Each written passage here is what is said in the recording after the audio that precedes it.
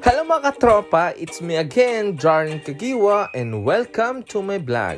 Nakatikim na ba kayo ng onion pasta? O ang tinatawag nilang pasta di bayambang? Kung hindi pa mga katropa ay tara, punta tayo dito sa Paseo de Hermanos. Located sila sa Quezon Boulevard, Countryside, Bayambang. Malapit lang sila mga katropa sa Emmanuel's Way Educational Institution. Sa Paseo de Hermanos mga katropa ay nagsaserve sila ng pasta, ng pasyo di silog. Meron din silang mga pasyo specials mga katropa. Meron din mga pancit solo, grilled, mga soup o mga may sabaw. At syempre meron din silang mga dessert, snack at mga pabilao. Kaya tara mga katropa, pasukin na natin to at tikman kung talaga nga bang masarap ang kanilang mga foodies. Pagpasok natin mga katropa ay talagang maaliwalas at malinis ang kanilang lugar. Kasama ko pala dito si Ronan's Adventure, pati na rin si Jans Montemayor Vlog. At andito rin pala si Dora the Explorer. Ay